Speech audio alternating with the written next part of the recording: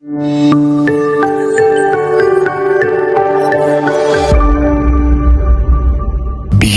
the newsroom, where untold story is revealed. Toka njaga kutwala omukisa guno okulisaayo Ssaabasajja Kabaka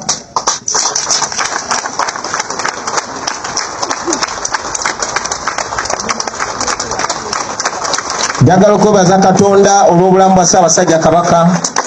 Mwongere mubikumemu, mwongere musiibe, mwongere buli omu asabe mu ddiini ye. Abantu abamu abenoonyeza ebyabwe nga bafubanga bwe basobola okuteekawo muwaatwa wakati waffe n'Obwakabaka bwa Buganda. Okusingira ddala abo nga bagezaako okukiteeka ku nze ng'omuntu, nga bagezaako okuteekawo muwaatwa wakati wange n'Obwakabaka bwa Buganda. Muganda wange gwagenda mu maaso n'okubeera ng'ongoberera ku mukutu guno ekyamazima amatuufu speech ya His Excellency Robert Kyagulanyi Ssentamu Bobi Wine olunaku olwaleero ebadde enkambwemu. Ono nno asookedde ku nsonga y'okubeera nga akulisaayo Beene ku lugendo lwe yaliko olw'e Namibia gy'abadde amaze ebbanga lya myezi 3 mirambirira ng'ali ku bujjanjabi. Ono nno n'amukulisa eggendo n'ateekako n'okubeera nga amuyozayoza otuuka ku myaka 30 mugumu ng'atudde ku nnamulondo y'abajjajjaabe ng'alamula Obuganda. His Excellency Robert Kyagulanyi Ssentamu wano eno wasinziridde ne yeebaza abo bonna abaagenda ne maaso n'okubeera nga bagattako eddoboozi lyabwe mu kubanja Ssaabasajja Kabaka n'okubeera nga balaga konsaani yaabwe eri Ssaabasajja Kabaka wa Buganda abatwala ng'Abaganda. Ono n'atangaza bulungi n'ategeeza nti ekituufu kiri nti Bobi Wine n'ekibiina kya National Unity Platform tekitwalibwa Buganda yokka nga region, wabula n'atangaza ku ebyo ebibadde bigenda bibungeesebwa ng'era abantu abamu babyogera nti Kyagulanyi ye mulabe wa Buganda. Ono nno wano wasinziridde n'ategeeza nti ndi musajja Muganda kungwe newankubadde nti ekibiina nga kyo kitwala eggwanga ddamba nga tetulina kubeera nga tusosolamu oba oliawo okwesigama ku ggwanga erimu. Naye ono ayeebazizza abantu abagenda mu maaso n'okubeera nga bakola kye basobola, abaasaba, abagenda mu maaso n'okubeera nga mwana wattu basiiba n'okola effort yonna oba amaanyi gonna ge baateekawo mu kubeera nga babanja Ssaabasajja Kabaka n'okubeera nga bamusabira okutuusa ng'akomyewo. Bingi byagenze mu maaso n'okwogera wala nzikiriza ngene mu maaso n'okubeera nga mbikuwa wabula nkujjukiza nti no wano ku BTN Media tugamba ekintu kimu kyokka, jangu ogende mu maaso n'okubeera ng'olanga naffe ate ensonga tuzitambulize ddala amalidadi sana. Tukubireko okusomeza ffe weziryawo ku screen tujagenda mu maaso n'okubeera nga tukolako bulungi nnyo nnyini ddala. Kaakati nno mu ngeri y'emu njagala okujjukiza nti Sheikh Ashraf Dembe musomi w'edduwa agenda ogenda mu maaso n'okubeera nga akuyamba ebizibu ebyenjawulo bigenda mu maaso n'okubeera nga bikutawaanya. Mukubireko ku simu y'ensembe y'okuminemu ku screen weeri ajagenda mu maaso n'okubeera nga akuyamba. Kaakati nzikiriza nkuwe ebigambo bya His Excellency Robert Kyagulanyi Ssentamu owulire engeri omukka gye gugenze mu maaso n'okunyooka. Baganda bagamba ewali omukka tewabula muliro, wabula nkusaba vidiyo eno sooka ogimpereka like etambulire ddala etuuke ne ku oyo eyandyetaaza ogenda maaso n'okubeera ng'agifuna. Toka njaga okutwala omukisa guno okulisaayo Ssaabasajja Kabaka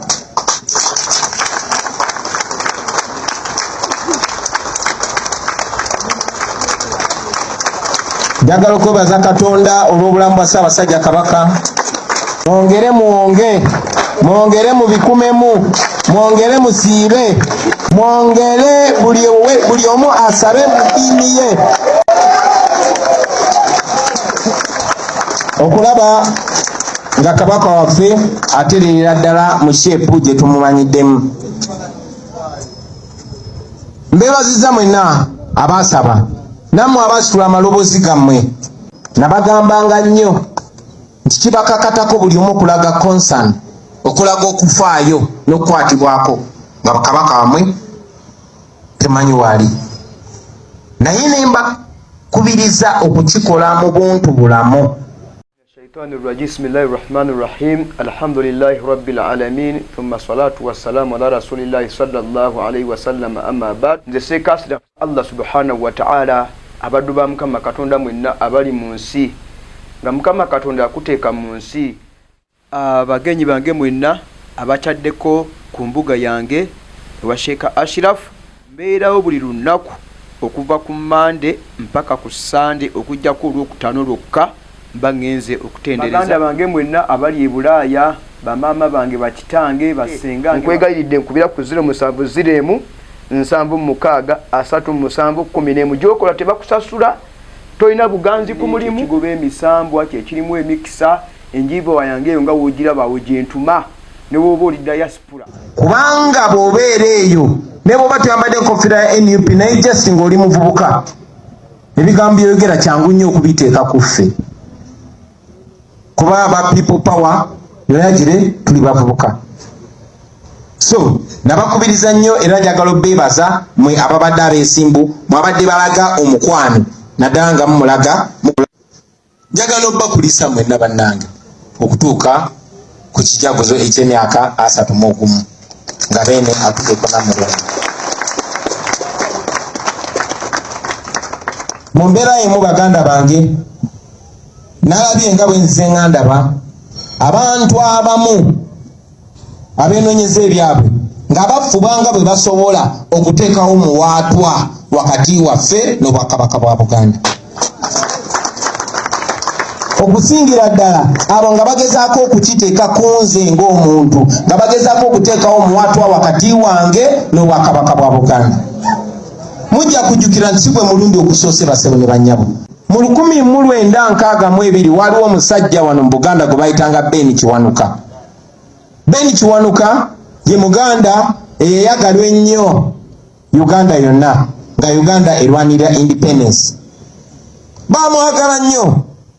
Engulu emmanga nagenda erira nesangayo omwana bamutuma Ben Kiwanuka, kugamba erinnya Kiwanuka liringa lya Luzungu, bwe batyo bayagala Ben Kiwanuka.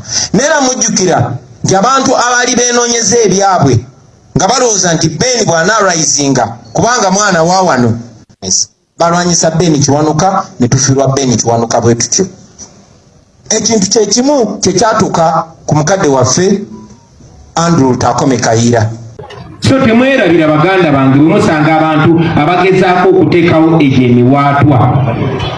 Njagala okubajjukiza kuba kino kimanyi era nkikakasa nti kabaka waffe atwagala nga bwe tumwagala. Nkiddamu baganda bange mutambule nga muli confident nga mukimanyi nti kabaka waffe atwagala nga bwe tukola ki. Ate bye tukola tabyevuma kuba tebiswaza, n'obubaka bwe tuwa tebuswaza. So temukkiriza muntu yenna yenna bajja ku mulamwa balowoozesa bintu birala. Mujjukira nti beene mu kwogera kwe ebiseera ebisinga abadde abakubiriza okubeera awamu, okwegatta, obutakkiriza muntu yenna baawulayawula. Gwe mulango gwe gumu gwenja okubatiza. Temukkiriza muntu yenna yenna baawula nti ono mwana kino kyana.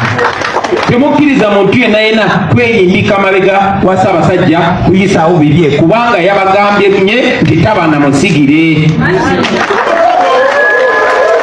Njagala nnyo ate kwe ali eyo nkusaba gwe bw'oba olina gw'olowooza mwesigalize. Njagala okubakakasa mwabadde beeraliikiridde, tulina enkolagana nnungi nnyo ne Ssaabasajja Kabaka. Tulina enkolagana nnungi nnyo n'obwakabaka bwaffe, tulina enkolagana nnungi nnyo ne bakadde baffe abakulu b'ebika. Of course temubulamu abo ababeera baagala okukozesa obwakabaka bwaffe okualienatinga abalala. His Excellency Robert Kyagulanyi Ssentamu kakati nno agenze maaso n'okubeera nga ayongera eddoboozi kwabo abagenda maaso n'okubeera nga bawamba abantu. Ono wasinziridde ku bodyguard we eyakakwatibwa manyikiddwa nga Achileo n'abalala abagenda maaso n'okubeera nga bakwatibwa ne bateekebwa mu makomera. Ono agamba bangi ku bo babakutte ne babatwala ne bamaliriza nga ate bagenze maaso n'okubeera nga baba sodomizinga oba okubeera nga babakaka omukwano ogw'ebikukujju. His Excellency agamba nti baali bakikakaatika nnyo ku bakulembeze ba NUP okubanga be bakozi b'ebikolobero bino, wabula kyeyolese buterevu nti ate abakulu bano be bakyasinze ogenda maaso n'okubeera nga oba oliawo bakola ebikolobero ebyettima ebiringa bino bwe biti. Abavubuka ba Uganda abavuddeyo nga temuvuddeyo mu kibiina kya mufuzi konna oba ddiini yonna oba ggwanga lyonna wabula nga musazeewo okutyamba mu kuteeka esayidi mulwanyise obuli bw'enguzi obuli bw'enguzi bwe buba kumi mu mbeera eno obubbi tubuyita buli bwanguzi naye olwo olulimi lugonza lufuula ekyo ekikolobero lukifuula kiri simpu obwo bubbi basebo ne bannabo obwo bubbi omuntu asobola okubba eddwaliro ddamba nabba oluguudo lulamba nabba essomero ddamba so obwo bubbi njagala nnyo okwebaza bannayuganda nanaabo abato abavuddeyo okugamba tibagenda kulwanyisa mbuzi eno temulekerawo temukowa ensonga lwaki twayagadde nnyo oyo kawefube wammwe alabikire ddala nga bannayuganda newankubadde tumuwagira 100 ku 100 naye twagambye katuleme kubeera kulembedde kubanga ebiseera ebisinga muzze mulaba gavumenti ya Museveni buli muntu wayogera ku nsonga bweyogera ku ddwaliro bagamba bweyingidde mu politics bweyogera ku nguudo emiti oyingidde mu politics bweyogera ku bulyake nga bagamba guli Kyagulanyi mwese mubalaba n'abantu abamu ombuuza nti wayogera ki buli bwenguzi nti ebintu bya Kyagulanyi banaye buli bwenguzi tekunyigiriza Kyagulanyi yekka infact nyinza n'okuba nga nze ndi bulungiko okusinga abantu abamu so kinyiga buli omu njagala obeebaza mwebale nnyo mwebalire ddala abo abali mu kkomera n'abavuddeyo abavudde mu makomera batuwulidde ebintu bingi abaana abalenzi abakwatibwa nga beekalakasa olw'okulwanyisa enguzi abapoliisi ba Uganda babeekakatikako si abaana bawala naye abalenzi juzi bajja ne bagamba nti balwanyisa buseegu balwanyisa buli bwabisiyana ne bafumane nobititwekako naye kati bavuddeyo kyere ne beeraga nti bo be bagwagwa bo be boonoonefu bakwata n'abaana b'abandi abalenzi n'abawala era twagala okwongera okudimandinga okunoonyereza mu nsonga eno kuba si gwe mulundi ogusoose si gwe ogwokubiri si gwakusatu ng'abantu abakwatibwa ne basibibwa ku CMI bavaayo ng'agasajja gabeekakatiseeko nga gabalidde ebisya bino byandibadde biswaza ne twakutuuka ku levo etalikirya kintu kyonna kakirikirya eri buli munnayuganda nti gavumenti ya Museveni yabaseegu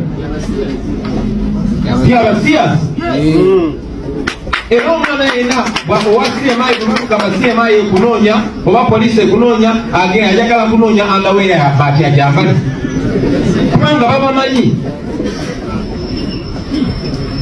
twagala okukoowoola ebitongole byonna ebirwanirizi by'eddembe bibeeyo ku nsonga eno twagala okukoowoola abakulembeze ab'amadiini babeeyo ku nsonga eno twagala abakulembeze b'amadiini nga muvuddeyo okulwanyisa ebisiyaga katwagala mubeeyo mulwanyise agasajja ageekakatika ku bannayuganda ne gabali ebisiyaga ensonga eyo twagala mubeeyo mugyogereko kuba mwogedde ku nsonga nyingi nnyo naye twagala nnyo okubawulira nga mugyogerako kubanga ekyo ekizibu kiri mu happening. Kakati nno David Lewis Lubonge yange muwandiisi w'ekibiina kya National Unity Platform ono avuddeyo n'agenda maaso n'okubeera nga ategeeza oli waddembe ogenda mu maaso n'okubeera nga weewandiisa mu bitabo bya National Unity Platform newankubadde nga towaddeyo yadde omunwe gw'ennusu ogumu bwe guti. Ne bw'aba nga tasasudde ssente asobolera ddala okuyingizibwa mu kitabo kyaffe ekya National Unity Platform. So bw'oba oyagala kaadi ogigula 10 naye ate bw'oba tolina ssente zigula kaadi yo osobolera ddala kwewandiisa n'obeera memba wa National Unity Platform. Nti ekisingira ddala kibeera register erinnya ly'okubeera mu register kyekikulu naye bw'oba owulira ng'oyagala kaadi osasula 10 nofuna kaadi kasubire kutegereranye ffenna. Kati mu ekyo ne tufuna n'abantu baffe abali mu diaspora n'abalala abali ku smartphone abagamba bo balagadde ebikolere gye mirimu smartphone n'olwekyo ne tutandikawo system nayagadde some two students okujja ne bakikola naye kankuyite kuba omukisa ogwo nabo okikwasaganye odisplayinge tutandisewo online membership registration.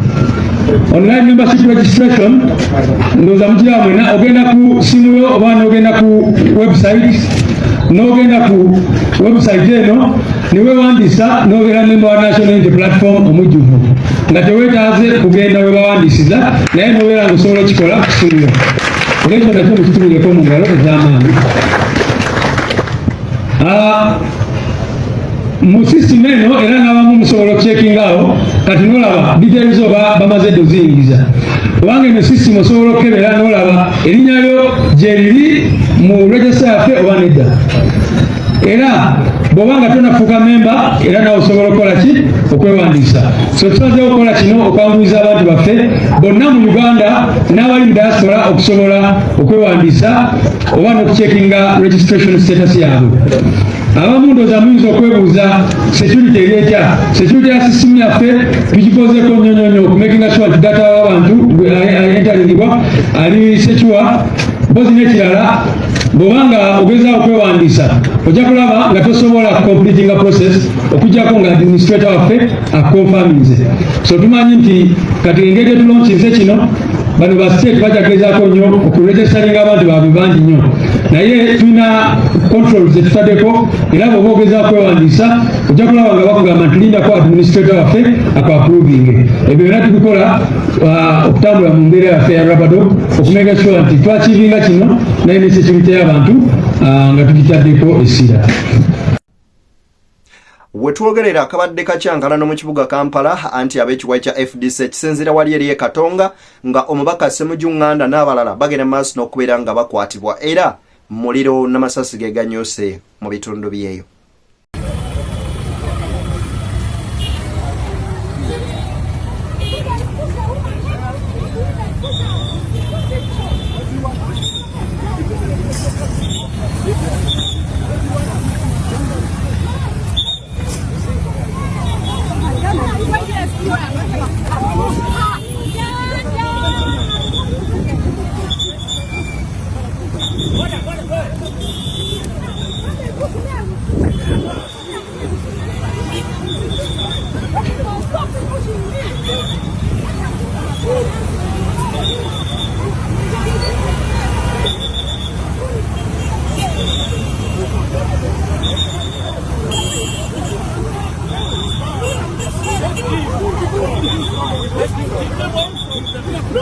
Media webalegena maaso n'okubeera nga otugoberera wabula gwe yakatwegatako nkusaba osubscribing otwegateko ate butereevu nnyo nnyini ddala. Mwebale nnyo mwebalire ddala akumaatako mirampeera mbeere bulungi baana ba taata ate era mweraba tusinkane nga Mungu asiimye mbaagaliza bye munjagaliza.